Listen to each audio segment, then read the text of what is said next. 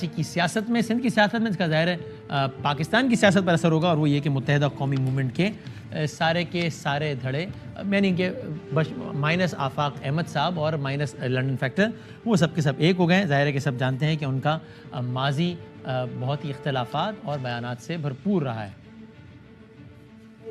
MQM को दफन करना है, हमने एमक्यूएम को ज़मींदोज़ करना है। 4 साल इनके पास मेयरशिप रही, अपने वोटर, अपने शहरों, अपने लोगों को कुछ नहीं दिया। एमक्यूएम इस मौके से पीछे नहीं हटती कि निशान तो पतंग और नाम तो एमक्यूएम, तो फिर बात नहीं यू आर क्लियर? हाँ बिल्कुल क्लियर। इस पे आपने कोई टू क्वेश्चन अबाउट उनको पता है इस वाली बात। कोई भी ऐसा अरेंजमेंट, नाम वही रहे, अलायंस का नाम अलग हो, ये हो सकता। अगर मैं अलायंस करता हूं तो मैं एमक्यूएम से अलायंस करूंगा, दैट मींस कि मैं उसकी लेजिटिमेसी को मान रहा हूं, तो दैट मींस कि मैं अगर उससे लीगली इत्तेहाद करता हूं तो दैट मींस कि मेरे इस मौक़िफ़ की नफी कॉन्ट्रडिक्शन हो जाती है कि मैं फिर एमक्यूएम को उस दिन से मानना शुरू, तो फिर मैं इत्तेहाद क्यों करूं? तो इसका मतलब ये भी मुमकिन नहीं है ये मुमकिन। फारूक सत्तार अब एमक्यूएम पाकिस्तान में आना भी चाहे तो हमारी तरफ से ना है।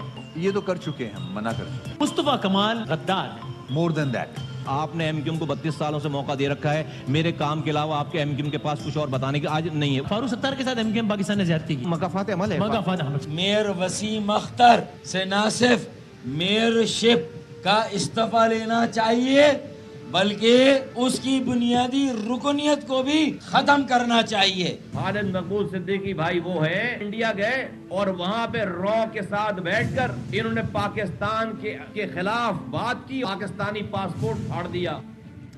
और इस पर पाकिस्तान तहरीक इंसाफ क्या राय रखती है, ये कहा इमरान खान साहब ने कि इत्तेहाद हो नहीं रहा बल्कि करवाया जा रहा है। फवाद चौधरी साहब हमारे प्रोग्राम में एक कदम आगे बढ़े, उन्होंने तो इल्ज़ाम तो लगाया ही कि ये खुद कोई करवा रहा है, बल्कि उन्होंने तो बहुत ही फ्रैंकली बात करते हुए ये भी कहा कि ये जब हमारे साथ थे एमक्यूएम वाले तो हम तो इनसे बात ही नहीं करते थे, ये जिनकी सुनते हम डायरेक्ट उनसे बात करते थे। यहाँ तक कहा उन्होंने कि एक दफ़ा इमरान खान साहब चले गए पार्लियामेंट लॉजेस में, परवेज़ खटक साहब उनको ले गए एमक्यूएम वालों के पास, तो मुझे तो बड़ा अफसोस हुआ और मैंने खान साहब से कहा सर आप क्यों इन लोगों के पास गए, बस ये जिनकी सुनते हैं डायरेक्ट उनसे बात करें।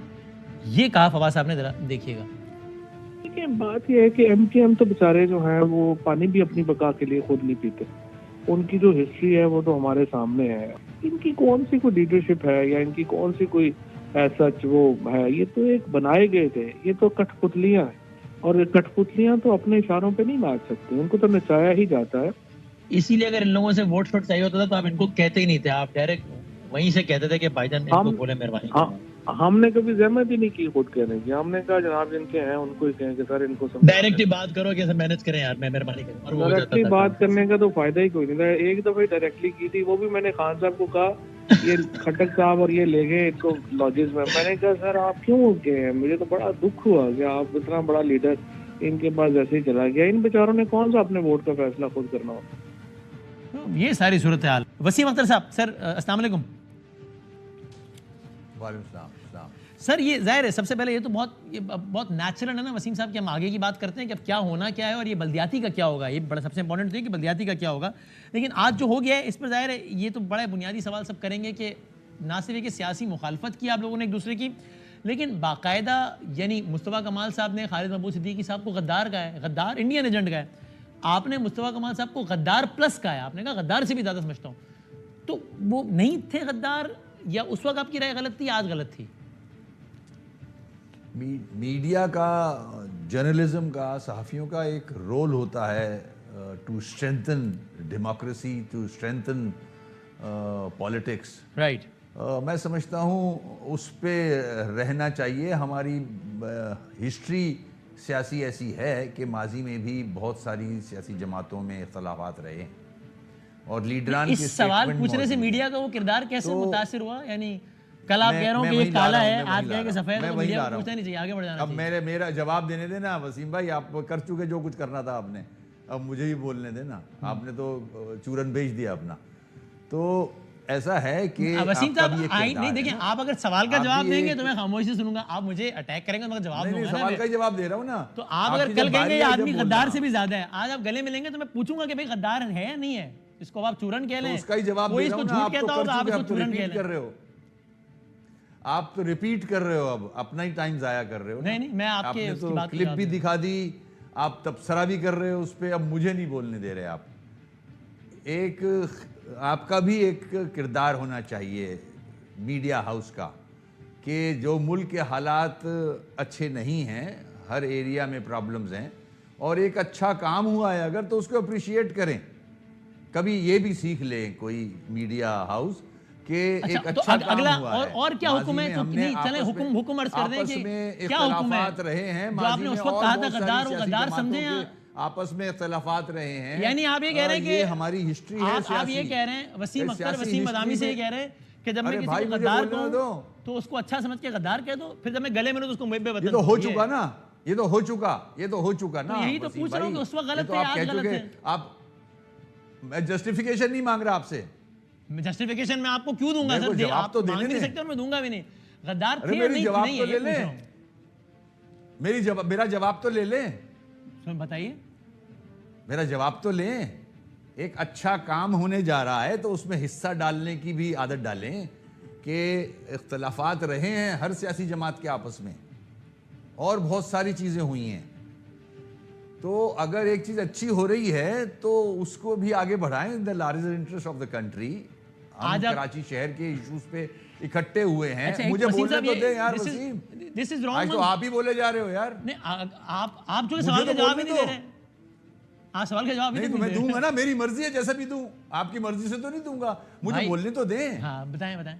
मुझे बोलने दें। और सवाल ये है कि मुस्तफा कमाल गद्दार है या नहीं? अब आप जवाब दें। जी अब नाज़रीन अरे मुझे पता है ना आपने क्या सवाल किया यार। जी और मेरी मर्जी में जो भी सवाल का जवाब दूं ना, आप मुझे बोलने तो दें। हाँ बताएं। आप तो अपने ही सवाल को चौथी दफा रिपीट कर रहे हैं। नहीं, आप जो मुझे मशवरा दे रहे हैं उसमें मैं जवाब दे रहा हूं, क्योंकि आप मुझे मशवरा दे रहे हैं ना, तो सर मैं जवाब दूंगा ना उसमें आपको। आप बता रहे हैं देखो मीडिया को ऐसे करना चाहिए, मशवरे दे रहे हैं तो मैं नहीं दूं आपको मशवरे, मैं भी तो दूंगा ना मशवरे। नहीं, मैंने आपसे सवाल पूछा है जो कि हर एंकर हर मेहमान से करता है। और मेरे भाई जवाब एंकर को मशवरा नहीं देता, आप दे रहे हैं, मैं आपको जवाब दे रहा हूं उसमें, वरना आप इसका जवाब देते मैं आगे बढ़ जाता। खत्म हो जाए। जी मैं वही जवाब दे रहा हूं कि किरदार होना चाहिए मीडिया हाउसेस का कि जब मुल्क मुश्किल में हो और ऐसे इख्तलाफात अगर बेहतरी की तरफ जा रहे हैं तो दो बोल अप्रिसिएशन के भी होने चाहिए, ना कि वही पुराना रिकॉर्ड हैमरिंग की जाती रहे। मेरा ये जवाब है मेरा। और एक अच्छा है, खुशाइन है, हमने इख्तलाफ रखा और माजी में और बड़ी बड़ी सियासी जमातों में PMLN है, PTI है, क्या नाम है, PTI हमारे लिए बहुत कुछ कहती थी। ये जो चौधरी साहब का आपने मुझे क्लिप सुनाया, इनकी क्रेडिबिलिटी पूरे पाकिस्तान को पता है कि ये, अच्छा इनकी जो जमात है वो किस बेसाखियों पे चलती रही 3.5 साल, वो भी आपको पता है, पूरे पाकिस्तान को पता है। कराची की 14 सीटें चोरी करके ये प्राइम मिनिस्टर बने, तो उसको तो छोड़ दें आप, मगर मैं तो आपसे रिक्वेस्ट कर रहा हूँ हम्बल कि एक अच्छा इकदाम हुआ है और मिलके कराची के इश्यूज पे, जिसमें आप भी रहते हो, आप भी भुगतते हो इस कराची के इश्यूज पे, आपकी भी सड़क पे चलते हुए कमर में दर्द हो जाता है, तो उसकी बेहतरी के लिए अगर कुछ सियासी लोग इकट्ठे हुए हैं तो मैं समझता हूँ ये खुशाइन है और आगे मिलके काम करेंगे।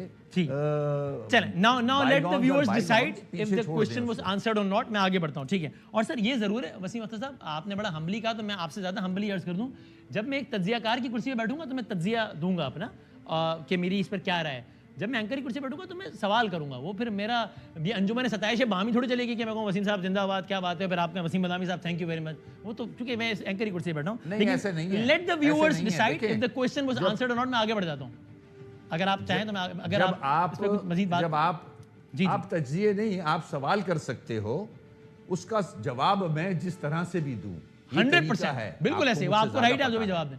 आपने जो भी जवाब में मुझे कहा कि मीडिया को ये करना चाहिए, तो उसमें मैंने मजीद बात की। सुने, आप मुझसे अपने पॉइंट का जवाब डायरेक्ट नहीं ले सकते, आप सवाल करो, मैं अपनी मर्जी से जवाब दूंगा। इसीलिए मैंने सिर्फ सवाल ही दोहराया है। अपना जवाब लेने के लिए 4 दफा एक ही बात को रिपीट किया। नहीं, जब आपने मुझे एड्रेस किया तो मैंने उसको जवाब दिया। खैर आगे बढ़ते हैं।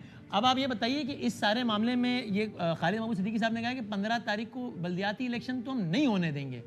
सो यानी क्या, अगर फ़र्ज़ कीजिए कि ये ऐलान तो आज की तारीख में तो यही है ना, फाइनल पोजीशन के इलेक्शन होंगे, तो अगर पोस्टपोन नहीं होते इलेक्शन तो आप क्या, what exactly will MQM do? देखिए, हमने काफ़ी दफ़ा इसका जवाब दिया है। हमसे आसिफ साहब की मीटिंग हुई थी और इन्हीं इश्यूज़ पे हुई थी, और हम कोई 6 महीने से इनकी क़यादत पे के साथ बैठे रहे, इनके कहने पे, आसिफ साहब के, कि इस इशू को तय किया जाए। और हम ऐसी जगह पहुंच चुके थे कि हमने यूसीज भी आइडेंटिफाई कर ली थी और इनकी लोकल क़यादत को पता था और उनकी एग्रीमेंट थी। तो हम उसके लिए जवाब का इंतज़ार कर रहे हैं। आसिफ साहब ने कहा था कि 2-3 दिन में मैं जवाब दे दूंगा, तो हम इंतज़ार कर रहे हैं, कल भी इंतज़ार करेंगे कि क्या जवाब आता है आसिफ साहब की तरफ से। उसके बाद ज़ाहिर है फिर हम अपना कोई लाहेमल बनाएंगे, जो भी ऑप्शंस हमारे पास। उस लाहेमल में वसीम अख्तर साहब बायकॉट का ऑप्शन शामिल हो सकता है या that is out of question बल्दियाती इलेक्शन के? नहीं, I don't think so boycott का ऑप्शन उसके अंदर है। MQM एज वी स्पीक आज तक अभी इस हवाले से पीपल्स पार्टी से आप डिस्ड फील करते हैं कि ये ऐलान हुआ था, अप्रैल में इसको लिखा गया बाकायदा कि हल्काबंदी करेंगे, आज जनवरी आ गया अगले साल का, लेकिन उन्होंने कुछ नहीं किया, जान के ताखीर की, डिच किया MQM को पीपल्स पार्टी ने? बिल्कुल ऐसा ही है। एग्रीमेंट में शामिल है कि जो हल्का बंदियां होंगी, क्योंकि ये देखें ये इरिटेंट्स हैं सारे पुराने, वोटर लिस्ट हो गई, सेंसस हो गया, हल्का बंदियां हो गई, ये पॉलिटिकल पार्टियां प्ले करती हैं इसमें। तो हमने वो शिक रखी थी कि अगर हल्का बंदियां होंगी तो कंसेंस के साथ होंगी, दोनों की कंसेंट के साथ होंगी, तो वो दे एग्रीड ऑन दैट। और वसीम साहब अगर ये, चूंकि एक सवाल होगा लोगों के जहन में कि भाई अब तो 15 को इलेक्शन लगा हुआ है, हल्काबंदी पीपल्स पार्टी चाहे भी तो कैसे हो सकती है, तो आप ये बताइए अगर वाकई वो चाहें, एक लम्हे को फर्ज कर लें कि वो कहते हैं कि साहब जिस तरह आप कहते हैं वैसे हल्काबंदियां कर लेते हैं, तो ये काम कितना जल्दी, यानी ये प्रोसेस कितना लंबा है? आइडेंटिकल केस है ये, इस्लामाबाद की हल्काबंदियां की, एक ही रात में रिजल्ट आ गया। अगर आप सीरियस हैं, हमारी बात को मानते तो हैं मगर इंप्लीमेंट नहीं करते, तो कल असेंबली का सेशन कॉल करें, डिस्ट्रिक्ट काउंसिल हैदराबाद और कराची की अलग कर दे। इन्होंने रूरल एरियाज अर्बन एरियाज में डाल दिए हैं, वो अलग कर दें, सब ठीक हो जाएगा। यानी अगर वो वाकई चाहें तो कल की तारीख में काम हो सकता है और 15 को इलेक्शन हो जाए और आप उसमें you will be more than happy, कोई प्रॉब्लम नहीं है आपको उसमें? बिल्कुल कल हो सकता है काम, और फिर उस सूरत में आपको परसों हर चीज की तैयारी 15 को आपको इलेक्शन में जाने में कोई एतराज नहीं होगा फिर उस सूरत में? हमें, मैं बता रहा हूं ना, कोई मसला नहीं है 15 को इलेक्शन में, मगर ये हल्का बंदियां ठीक कर लें। ये जेरीबेंडरिंग है हमारी नजर में, प्री पोल रिगिंग है हमारी नजर में। और अगर ऐसा नहीं होता तो फिर जो ऑप्शंस पे MQM गौर करेगी उसमें से एक हुकूमत से अलहदगी भी हो सकता है। ऑप्शंस हैं हमारे पास, जो भी हो हम सामने लेके आएंगे। इनफ इज इनफ, बहुत हो गया। हमने इनके साथ एग्रीमेंट किया, 10 फेडरल मिनिस्ट्रीज मिली हैं, पीपल्स पार्टी के पास हैं। उसके बाद चेयरमैनशिप नेशनल असेंबली की स्पीकर्स मौजूद हैं। तो इसी तरह PMLN के वजीर आजम साहब बैठे हैं। मगर हमारे जो कराची के इश्यूज हैं उस पर एग्रीमेंट करने के बावजूद, साइन करने के बावजूद किसी चीज़ पे इम्प्लीमेंट नहीं किया आज तक। तो अब जाहिर है हमारे भी लोग हमसे सवाल कर रहे हैं, हम बड़ी मुश्किल से उनको फेस करते हैं। अब प्रेशर बढ़ गया है, हम सारे इकट्ठे भी हैं, इंशाल्लाह कोई ना कोई फैसला तो करेंगे। और वसीम अख्तर साहब, इस सारी जो अरेंजमेंट जो आज अनाउंस हुई है फारूक सत्तार साहब की ज़बान में, रीब्रांडेड MQM, आप का भी चूँकि इस पर बड़े सवाल उठे कि जनाब क्या इसमें किसी भी मौके पर इस अरेंजमेंट में आगे लंदन फैक्टर आना, ये बिल्कुल खारिज अस इम्कान है, ये बिल्कुल एक ये मैं सवाल की बुनियाद ही है। साबिक गवर्नर ने हमारे प्लान में कहा कि जनाब वो उन्होंने आना है अल्टीमेटली इस सारे अरेंजमेंट में। आपका इस पर क्या पॉलिसी स्टेटमेंट है? ऐसा बिल्कुल नामुमकिन है? देखिए, हम 22 को अलग हो गए थे, बड़ा क्लियर है। अब मैं घड़ी घड़ी बहुत दफा इसका जवाब दे चुका हूं, आपको भी बहुत दफा जवाब दे चुका हूं। नहीं, लेकिन अब लंदन आज तो से नई हमारा सूरत आ रहा है ना वसीम साहब, पूरी अलहदगी है, कंप्लीटली न्यू सिचुएशन है ना आज, तो इसलिए बनता है ना जो आज आप आज प्रेस कॉन्फ्रेंस में खालिद भाई ने भी और सब ने ये बात की थी, सवाल आया था। हमारा ताल्लुक नहीं है, हम 22 से अलग हो चुके हैं, हम अपनी सियासत कर रहे हैं। MQM पाकिस्तान अपनी सियासत कर रही है, हमारा जो मैंडेट है सबके सामने है। हमारे इश्यूज हमें आइडेंटिफाई किए हुए हैं, जिसके लिए हम स्ट्रगल कर रहे हैं, उसमें आगे बढ़ रहे हैं हम। और इस पे क्या कहिएगा, ये जो इमरान खान साहब ने भी कहा, और चूंकि पहले एक इत्तेहाद हुआ था जिस पे फिर दोनों पार्टीज़ ने, जिसमें एक पार्टी आपकी थी, उन्होंने खुलकर कहा कि भाई इत्तेहाद हमसे वो लोग करवा रहे थे और हम नहीं है साथ, तो इसलिए अगर आपके मुखालफीन ये कहते हैं, जो कि कह रहे हैं, हमने सुना है भी कि भाई ये तो करवाया जा रहा है इत्तेहाद, तो उस पर क्या कहिएगा?